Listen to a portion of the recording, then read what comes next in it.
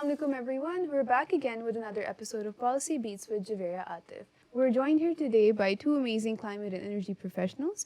We have here with us Zukhruf. She is a consultant with the World Bank's Global Energy Unit and works on decarbonization and energy transition. We're also joined here with Suman.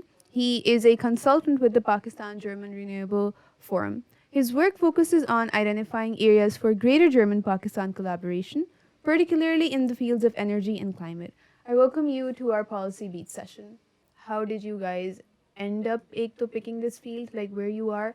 Because a lot of the times we are often told, and climate related field to वैसे ही बहुत मुश्किल है, okay? Like you can become a physicist maybe, you can become a doctor, you can go in the army, but climate change पे काम करके मतलब what are we achieving here? So how did you guys end up picking the field where you are? Do you want to Go ahead. Okay, so I think what you said makes a lot of sense because before I did my undergraduate in electrical engineering. And before I decided to do that, I went for 2 days to an environmental school in Pakistan. अच्छा. And I went for 2 days and I was like, ये क्या है? यहाँ पे तो this makes no sense. I don't know how I'm going to use this. कहाँ पे applicable होगा? And I decided to shift and go to do my electrical engineering. And so that gives you a sense thing you're talking about. Waki, you need more people to understand किसका scope क्या है. And so I was working, how I got into this field, I was working in a manufacturing facility. I worked for Procter & Gamble in Karachi right as soon as I graduated. And while I was working there, one of the things that stood out to me was the importance that manufacturing facility was putting on reducing our energy bill. And my work was on loss elimination, and a lot of focus on that went on, how do we reduce energy and or electricity for the manufacturing plant. And that when I was working on that, I started looking at the importance of energy efficiency or energy bills, and it started showing me how important this discussion is more on a country level, global level, things like that. And that's when I started looking for a way to shift more into understanding not just the technical side of energy, but then also the financial side, the policy side. And that's why I decided to go and get a master's in environmental management. So my focus in getting that master's was to do more of an energy management degree. And I was trying to get into more of what energy systems on a national level look like.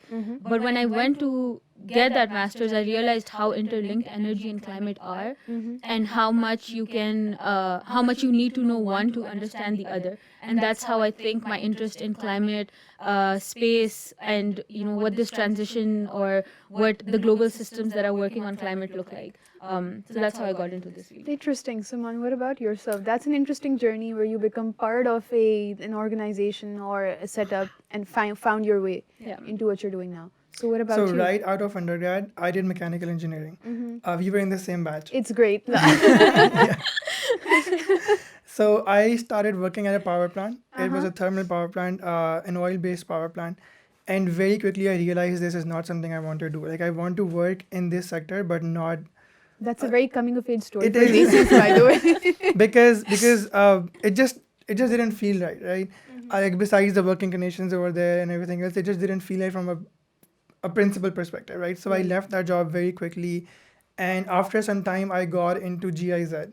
It's the German International Development Cooperation Agency, and I was working there for a year and a half on energy access and industrial energy transition. Okay. So very early up in my career, I was exposed to the off-grid challenges जो पाकिस्तान में हैं, in Sindh, in southern Punjab, जहाँ पे grid है लेकिन unreliable है. Right. And then communities जहाँ पे grid नहीं है अभी तक, like there are cluster communities in Sindh, in South Punjab, that are very, very remote, that don't have electricity. And at the same time, I was working on an industry-facing project where we were helping out industries, and this was 3 years ago.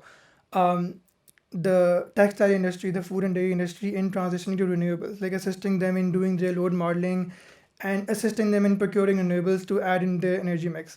Then I was very fortunate to get the Fulbright scholarship and study environmental management.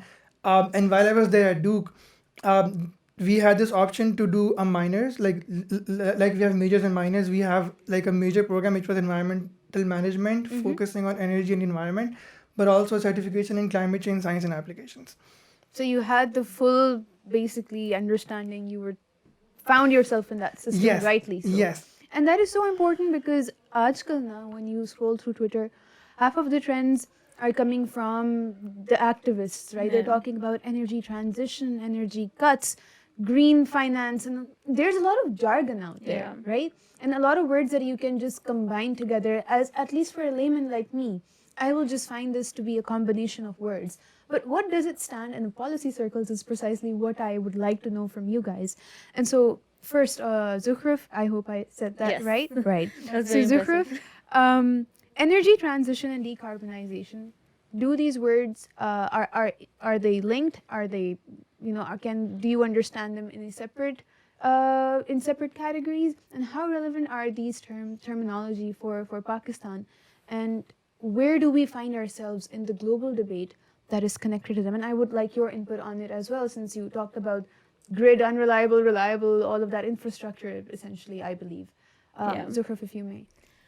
That's a very good question. I think energy transition, from what we've studied and what we understand when we look at more global literature, is the move from more fossil fuel based energy generation towards renewable, greener energy generation. And that's how I think, globally it's defined. So they so that's one way of looking at it. But I think if you talk about it from a Pakistan's perspective, and the way I would want Pakistan to describe it would be to look at it from two specific lenses. The first is that energy transition should also mean energy security. Right. And energy security is important because energy is sort of the key for development. And what we see is that changing global situations lead to a lot of burden on the import of oil and fuels that we do in Pakistan. So moving towards a source of energy generation that reduces the burden of import for Pakistan, I think is one way that we can look at energy transition. Especially now with the economic situation. Exactly. And so I think that's why it's important. So, yes, that it'd be great if that also means, going for more indigenous resources such as wind and solar, which Pakistan has an abundance of. Right. So that's great. But it could also mean, maybe going for coal. So we have indigenous coal. We're seeing a plant that's being put up. If we have the right plan on how to phase it out eventually, once it has played its part and it's provided that security that we need and it can be phased out, then that could also mean energy transition. So I think energy security is one thing that's important to look at.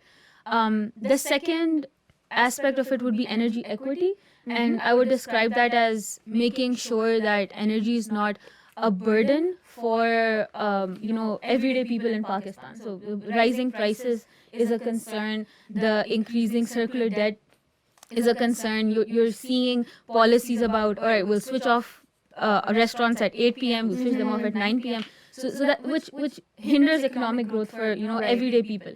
So how do you manage that? How do you manage your grid, your energy system, so that the burden is least on the everyday people that cannot afford to pay these higher bills? So I think for transition globally could generally means moving towards a more renewable base. But I think in Pakistan, adapting it towards the current situation in Pakistan, it should be more focused on energy security and energy equity. Right. I don't know if you want to add. So, No, I think she's given a perfect. but I would answer. like to ask you, since you pushed a point of energy equity, and with the organization that you're working in, Suman, what exactly are the projects? Perhaps give us a case study of understanding what exactly is going on in Pakistan and at what level are we trying to achieve this energy transition. And another thing which I would like more clarification is कि decarbonization की जब हम बात कर रहे हैं, and when we're also talking about the transition from it, does decarbonization essentially mean that you stop using any carbon, basically carbon source of energy, not carbonated, that's just carbonated drinks, That's my question to you. Like, make us understand better. So first part of your question, like, are we moving towards transition? What are we doing?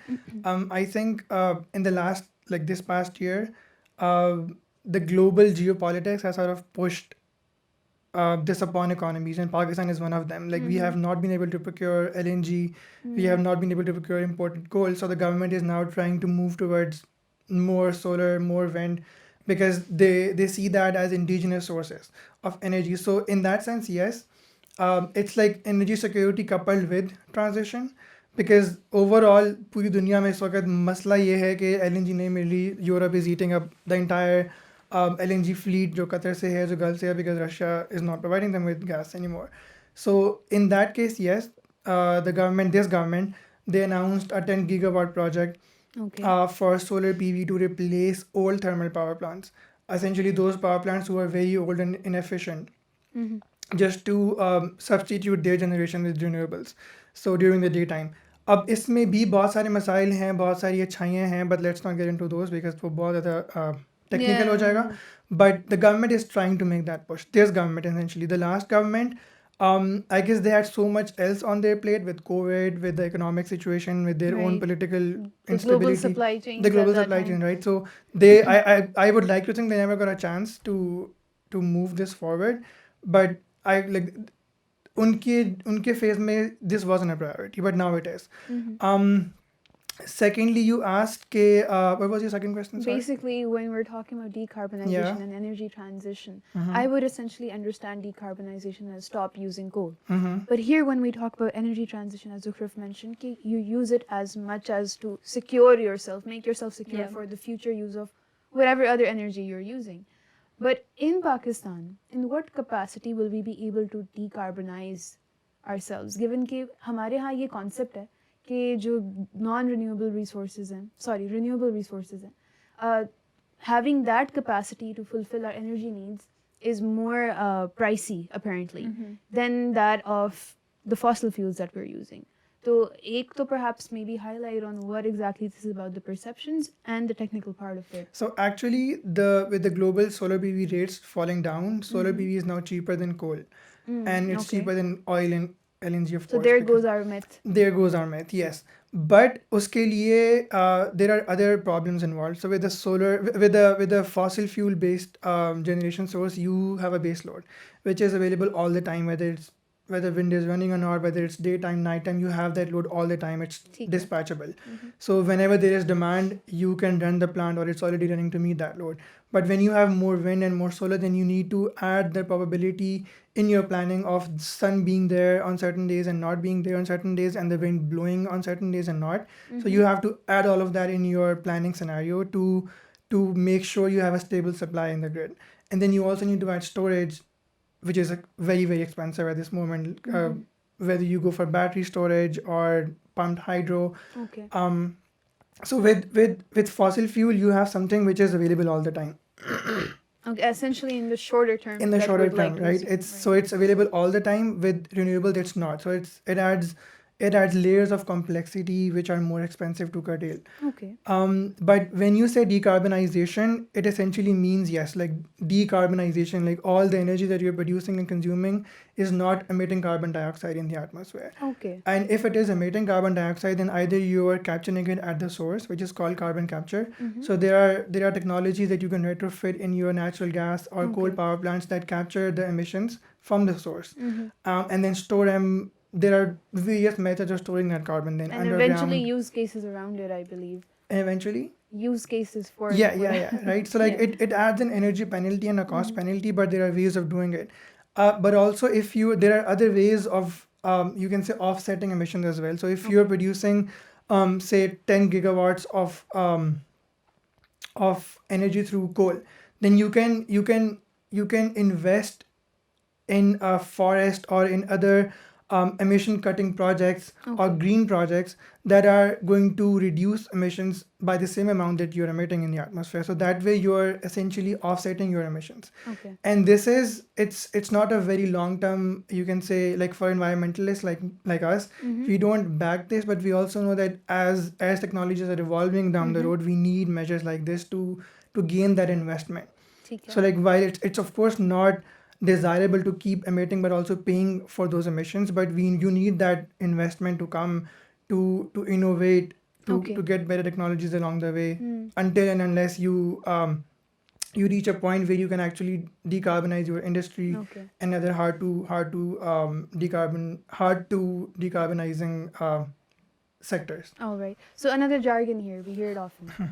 Green finance. Explain it to us. What do we mean by green finance? And essentially, what countries have had the pleasure to actually reap the fruits from this? So green finance, I think, means different things when you look at it in different perspectives. So there is green finance on the country level. So you have funds in place where countries that are high emitters will provide finance to countries that are lower emitters like Pakistan to help fund projects that are either focused on mitigation or adaptation. So that's one side of green finance, which works sort of country to country. But then there's this growing focus on impact investing. So you're looking at more venture capitalist firms also looking to invest in projects, whether it's in more developed areas, whether it's in emerging economies like Pakistan, that are focused on reducing. The goal is to reduce carbon dioxide from the atmosphere, whether that is at the source or whether it's planting trees that reduce the carbon dioxide that's already in the atmosphere. So I think it's a very broad term. It means different things based on the kind of sector, the kind of people you're talking to. But essentially, it's finance to reduce the emissions from the atmosphere. Okay. Okay, that's interesting because normally when we're bringing up the subject of green finance, we tend to sort of feel like it's a different kind of money, a new money in process just to sustain ourselves from the impact that we'll be facing from climate. And as you rightly pointed out, that energy and climate, they're interlinked. So in Pakistan's case, when we go through the recent episode of floods, extremely catastrophic, what do you feel the government at this point needs to be looking at in terms of disaster mitigation, planning, management? What are the loopholes that you, as younger, technical experts in the field, would like to suggest? And not just on paper, but what are like the doables at this point of in an economy that's suffering? What are the doables? Perhaps, Saman, we can start off with you. So climate change, like we call it climate resilience, right? Okay. Essentially what you just described. So I think one thing that's lacking majorly is our capacity to forecast climate related disasters like the floods. Like for instance, the forecasting for the rainfall in June and July was above average, but how much above average we had no idea. We didn't have the terms to translate that information. Oh, So of course it was above average, but it was also catastrophic. right. So we need climate models that are in house, that are focused on this region, that take assumptions from this region, Localized. that are more localized, right? So for instance, now अभी तक जो हमारे पास जो data आता है from climate models, those aren't from South Asia, those aren't made for South Asia. Oh, that's So- interesting. Yeah. So Unfortunate. we're using Eurocentric and American models essentially to predict events here, which work on a more general scenario. Like matlab they of course like the data is almost similar, but then there are like very very context specific information that needs Theek. to be input in those models. So that's one thing. We need like in terms of forecasting, but then also in terms of implementation. I think we could do with more more local government that are more empowered both financially and in terms of their own capacity to implement what's needed on the ground. So for instance, अगर अभी कोई मसला होता है तो NDMA की तरफ से जाती हैं recommendations, and then whether they get implemented by the provincial governments or not is a very gray area. So as long as जब तक आपकी वो सारी powers local governments तक नहीं So basically, पहुंचेंगी, governance structures का काफी हद तक काफी किरदार हद है तक- इस चीज को Yes, successful या of course. unsuccessful करने में. Interesting. So political will plays an important role. absolutely. Whether Pakistan becomes climate resilient or Yeah. not.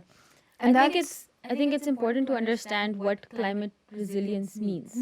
So it means being able to adapt and overcome climate disasters. Right. And Pakistan is one of the most vulnerable countries to climate disasters. So, yes, we can talk about floods, but we also need to know that this is going to be a normal scenario. Um, a lot of a lot of the news that I heard after the heat waves and then the floods was focused on how this is the coldest summer for the rest of our lives, and that shows how we should be expecting that this is going to keep coming, and the climate resilience is basically planning for that.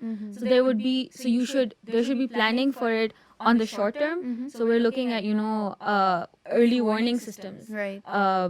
being able to figure out how to evacuate quickly, through the forecasting that Suman's talking about. Forecasting that helps is very Pakistan specific. Right. Or if we're talking about the areas in Sindh, how to deal with heat waves. Should we already have a wing in hospitals that is designed for heat wave patients, or think about areas where we could increase tree cover. So these are things that you do now to prevent what the next when the next climate catastrophe hits. How do you manage that? That's one area to look at. But then there's also it's also more long term. I think you have to think of it in the long term sense as well, because it's really not going anywhere. How do you manage the policy? How many climate scientists are providing inputs to your disaster management? How many climate effort? scientists are there? Great What are question. you? Exactly. I would like to know. And they're important because they're the ones who tell you what to expect and how to manage what intensity of the situation would look like. So I think it should be looked at. Climate resilience specifically should be looked at in both the short term as well as the long term. And how do you manage that? Understanding that this is this is going to become more and more normal. How many schools have awareness about what climate Right. means, what climate disasters mean, what does it mean for Pakistan specifically? So I think things like that need to be done more to prepare in the future. So two thoughts from this. One, of course, you mentioned about climate resilience. That naturally leads me to ask about another buzzword here, a buzz phrase, in fact. Age of adaptation. Hashtag chal raha hota hai iska. Yeah, sometimes we read Dr. Adil Najm ki tweets is almost always like an eye-opener. He often talks about this. Explain to us this age of adaptation and where do we stand globally in there? And perhaps for the both of you, what trends do you see Pakistan facing in terms of the climate change domain? Where are we headed apart from the floods, or what's the next intensity of floods looking like, perhaps? I think what you mentioned with the age of adaptation, it's just like the constant flux that the world is currently in. Everything is changing at a much faster pace than what our older generations were used to, in terms of technologies, in terms of climate change events, environmental events, economies. So if you cannot adapt to the changing world around you in a faster way, then you are at a disadvantage, which is going to exponentially become worse with time. So I think that, like, I would think about it like that. I'm not sure if there's like an official definition or if somebody's written about it. I would like to know as well. Yeah, because I've only heard this phrase within people from the climate circles. Interesting. Interesting. But also your second question on what to expect. So when we say Pakistan is vulnerable to climate change, that's because of the very peculiar geography that we have. So like we have the largest number of glaciers anywhere in the world apart from the North and South Pole, which is why it's sometimes referred to as the third pole. And those glaciers, they're at risk. So in the next 20, 30, 50 years, we won't have those glaciers anymore, which essentially means that our entire river in this basin is going to run dry apart from the monsoon season. And we are essentially an agricultural economy. So that shock in itself over the next 3 to 4 to 5 decades is going to be something that we need to absorb, we need to cater to, we need to see what's happening and then change our ways around it. A vision for it. A vision for it. Like, so those the glacial outburst melts, the glacial floods, they're going to be increasingly causing more damages to the villages around in the northern areas. And then when you come like more towards the southward areas, then you have the like one of like Punjab. It's most largest communities in Punjab around the river Indus, right? So as monsoon are going to become more and more intermittent, unpredictable, these communities will be at risk because they're essentially on the riverbed. So how do you move them around? How do you upgrade your river basin infrastructure in a way that it's more manageable? Then if you move more southwards, then you have Balochistan and you have the southern KP, which are very dry, right? So like those are going to get drier and drier. The heat there is going to is going to increase with time. And then you come to southern Sindh and Karachi, with the heat waves there, they're going to increase in frequency. We're going to have more heat waves.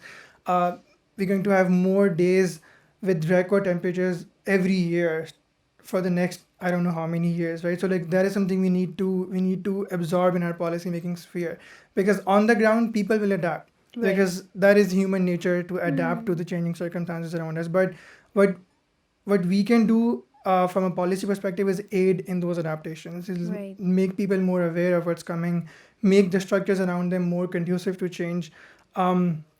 And then also have a local vocabulary around it, right? So we can't just keep on saying climate, where an average Pakistani just doesn't know what climate means. How would you tell a local Pakistani right now? Yeah, so आप exactly first करें, you're in Sindh right now, and you have to explain it to him कि जनाब climate change है, कैसे कहेंगे? So that's a very interesting question. That's something that I've thought about a lot. Yeah. So हमारी regional ज़बानों में climate change के लिए हमारे पास लफ्ज़ नहीं है.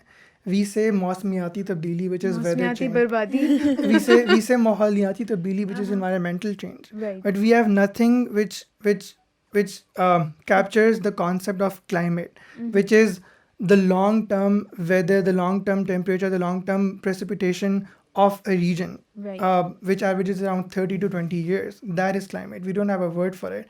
So I think the first step would be to like हम जो हमारी local lexiconist में एक word बनाएं जो कि एक आम आदमी को बता सके कम अल्फाज में कि climate change होता क्या है. So if I were to explain it to somebody insane, I would say कि आप जिस मौसम से जो आपको आदत है जिस मौसम की रहने की, जिस तरह की बारिशें होती हैं, जिस तरह का टेम्परेचर होता है, जो आपको सिखाया गया, जो आपको सिखाया गया है, ना जो सिखाया गया, जैसे समथिंग जो हम रहते हैं ना, हमें पता है कि जनवरी में ठंड होती है, मार्च में स्प्रिंग होती है, बट अब मार्च में स्प्रिंग नहीं होती, नहीं हो रहा है ऐसे, राइट? सो लाइक कि अब स्प्रिंग सीजन नहीं आएगा, मौसम बाहर कम हो जाएगा, उसके दिन कम हो जाएंगे, गर्मियों के दिन बहुत ज़्यादा हो जाएंगे. All the way from March to all the way November we had summer, तो it's 9 months of summer.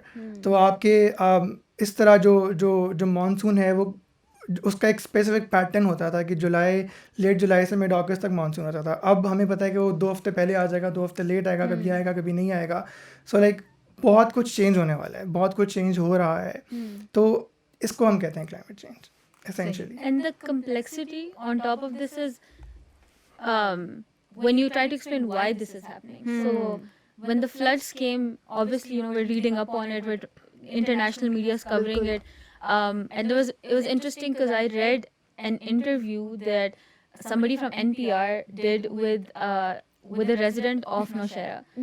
And she talks to this guy, and like, do you understand why, that what's happening? And she tried to explain to him in whatever way she could about, okay, it's being caused by, more anthropogenic emissions and stuff.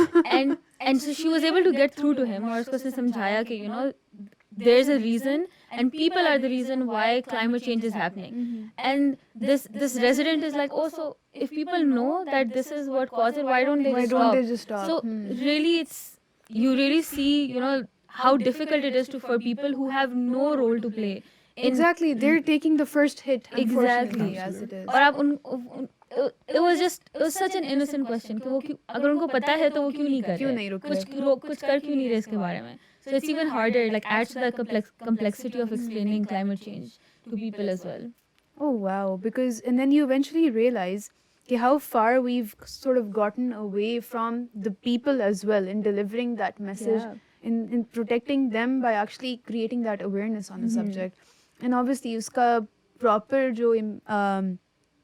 we're properly stakeholders in that situation. Yeah. We have to, people like me, people like you, on a daily basis are responsible to create that information, present it to them in the way they need it. Yeah. And so since you touched upon the policy part as well, and we mentioned as well political will ke baare mein bhi thoda sa, the importance of governance structures. A lot of hype around the COP27, and this has been in a very dull time in Pakistan. This was sort of like a bright star, right?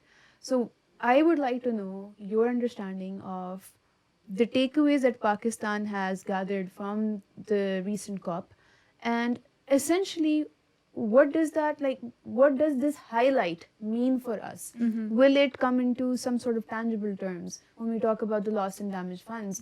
How do you come around it? Because I heard even with that there are so many complexities. How do you develop that fund? Who creates that fund? Uski conditionalities kya hai? Yeah. What do you have to say about that?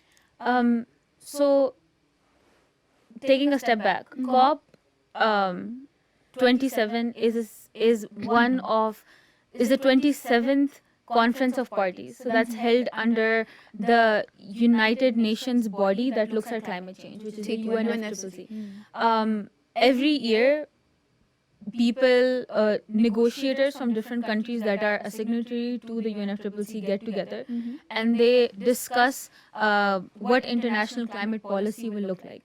And there's a number of things that they discuss. So, adaptation, mitigation, NDCs, so these are all jargon words, but these are the things that they discuss on how, countries who are facing climate change, how do we help them, and then also countries that are big, large emitters, how do we convince them to reduce their emissions? So those are sort of the discussions that go into it. For COP27, the reason why it was such a important COP for Pakistan was for two reasons. So the first was that obviously there was a lot of international attention on Pakistan because of the floods. Right. A lot of people have claimed that a lot of very smart people have claimed this is probably the biggest climate disaster that the world has ever seen, 33 million people. And then secondly, Pakistan was also the chair of G77 in China, which basically means that Pakistan was taking forward the taking forward one narrative from these countries and then negotiating on that narrative with other countries as well. So it had a very important role to play for because of these reasons. And we saw that in terms of two things. First of all, getting loss and damage on the agenda of COP, which was also is something that we people who have been following COP wanted to see last year, did not happen, and so to see it finally actually on the agenda, and then not just on the agenda but to actually reach an acceptance, so all the parties accepting that, all right, we will work on a loss and damage fund. That's a big deal. The pushback. So they got pushback, but they were able to negotiate through it, and I think a lot of credit goes to the Ministry of Climate Change for being able to create such a space where the negotiations went forward. Loss and damage specifically means providing funding for those situations to those countries that have already seen the disasters of climate change. So a great example is the floods. This is a disaster caused because of increasing warming in the atmosphere, and because Pakistan has dealt with it, getting funding for that comes through in the form of a loss and damage fund. There's also adapting. So something has happened and now you are trying to adapt, change the way you live, change the way you eat, change the way you go to school, come back, things like that every day. That's sort of called adaptation. And that's a separate topic. It's for adaptation, but this is specifically for the disaster has hit. How do we deal with that now? So that's for Pakistan, for a country that's so vulnerable to climate change. This was an incredible achievement. Right. To be able to convince all the parties, all right, there's going to be a loss and damage fund. That means loss and damage is important. That means we need to be talking about this more. So the step one of it was incredible. But because it is bringing together every country from the entire world, it's also very complicated. It doesn't mean every little thing needs to be discussed, needs to be approved. So the way the COP or the UNFCCC works is that every country needs to sign off on it for it to pass forward. Right. So we have an approved loss and damage fund. There will be one. But what does that mean? How much money? Who gets the money? Who decides how much money? When will the money come? All of these things are are something that still needs to be properly discussed, approved, and that's something that will happen hopefully in the coming COPs. um, but what it does, in my opinion, is open up room. So when something gets decided on that level, I think it trickles down to private, public, countries. I think the EU, and I might be wrong, but they've already sort of started talking about getting a loss and damage fund set up. So I think that that it trickles down, and I think that's where you see the biggest benefit of it. So we can expect, you know hopefully more and more funding coming in for climate disasters, but obviously there's going to be a huge role that the government plays to make sure that we are using it for the right things, that there's greater transparency around how that funding is coming in, and things like that. Okay, interesting. Because if one thing that, I mean, two good things that may have happened to Pakistan this year is definitely one, we got off the FATF list, and then secondly, we were cheered for globally for this initiative. Yeah. Now, drawing down from the environmental laws that exist, and the COPs sort of become part of that entire regime as well. So in Pakistan, I'm sure you guys must have some understanding of what's going on in the legal domain as well. At what level do you think we stand on that front in understanding the legalities that surround climate change or environmental laws? And my conclusive question to the both of you would be, as young specialists in this field, what would you inform the government and then the people for the capacity development or for creation of capacity for Pakistan in this field? Suman, perhaps we can have you speak first. So, like, to the first part of your question, environmental law is I would say an entirely different discipline to climate law. Right. There definitely overlaps in there. And the UNFCCC, all the conventions, the multilateral treaties, like the body of treaties that we have, they fall in the under the same general domain, but not specifically. So from a Pakistani perspective, I think we need to we don't have enough qualified lawyers. We have just a few names going around जो काम करते हैं government के साथ, who are brilliant lawyers, but हमारे पास बहुत कम है. Okay. We need more lawyers who are trained in this field to negotiate at the COP. For instance, हम जब अपनी NDC सबमिट करते हैं, nationally determined contributions, कि हम कितनी emissions कम करेंगे, कितनी ज़्यादा करेंगे, उसमें पाकिस्तान की तरफ से जो डॉक्यूमेंट जाता है, I know for a fact because I work in that sector, कि वो इंटरनेशनल डेवलपमेंट कॉर्पोरेशन एजेंसीज बना के देती हैं हमें. We don't have the capacity to work on those ourselves. Again, it's not localized. It is मतलब हम उसको प्रूव करते हैं, but we don't have the capacity to make those documents, to make those, because we need to hire capacity for that, right? Which is again very expensive, and वो aid के अंदर शामिल होता है, some of it is under loans. So उसके लिए भी हमें चाहिए, like, just to understand that jargon, that legal jargon, what emission targets actually mean, how do you translate those targets into different sectors in transport, in industry, in electricity, in heating, all of that.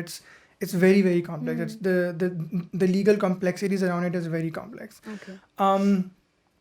Secondly, आपका जो सवाल था कि किस तरीके से हम capacity build कर सकते हैं, I think again local context में, लोकल ज़बानों में, लोकल चीज़ों को प्रमोट करके हमें करना चाहिए. बिकॉज अगर हम जिस तरह अगर हम बात करें, right now we talking in English, and we are inaccessible to most Pakistani, right. So जब तक हम लोकल ज़बानों में क्लाइमेट चेंज के फिनोमिनन को, जो उसके पीछे साइंस है, उसको ट्रांसलेट नहीं करेंगे, लोकल कैपेसिटी बिल्ड नहीं करेंगे, कि जो हमारे बच्चे जो रीजनल लैंग्वेजेस में होते हैं, KP के में, पश्तो में, सिंध में, पंजाब में, बलूची में, जब तक वहाँ तक नहीं पहुँचेगा, आपका एक आम आदमी उसको नहीं समझ सकता. This field, this knowledge, this awareness will be restricted to a very small percentage of educated people जो बाहर से पढ़ के आए हुए हैं, जिनके पास थोड़ा सा जिनके पास ऑलरेडी वो एक्सेस थी, एक प्रिविलेज था, सब उन तक महदूद रहेगा. लेकिन एक आम आदमी तक पहुंचाने के लिए आपको लोकल ज़बान में उसको प्रोड्यूस करना बहुत ज़रूरी है. I absolutely those agree are my with two you. I cents on it. absolutely agree with you, because for anything that's new right now, eventually you realize it has to be localized. You have to give people that understanding of why is this important to them, or perhaps allow them to choose if it's important to them or not. Zukhruf. I totally agree with what Swan said. What I would add on that is also maybe looking at the interdisciplinary nature of this field. So, yes, we talked about, this journey that we had, and we got into it a certain way, and now we have the understanding. But I think that this area affects everyone, right? So you've got, I think, media, I think politicians, I think management, I think all of it can have some impact to play on this entire field. So I think also maybe breaking that stigma of how this is, complicated, there's so much jargons, we don't get it. I think Kaun that padega? yeah, kaun karega, right? That is important, because I think that especially, if you're working in and for Pakistan, it's such an important thing to talk about, where it's affecting everyone whether they know it or not. Absolutely. If you're living in Lahore, it's affecting you because of the air quality, right? So you have to, so to be able to bring it up sorry, in whatever field you're in, is also, I think, very important, and I encourage it more and more whoever I speak to. So I think that's also very important. That was an interesting discussion. I have so many more questions now, actually, after listening to this, but that also throws the onus on me to read up more and create my understanding on the subject itself. It was a pleasure to have you guys on board. Thank you so much, Likewise. Zukhruf and Suman, for your time. Thank you so much Thank for you so having much, us. Aviyu.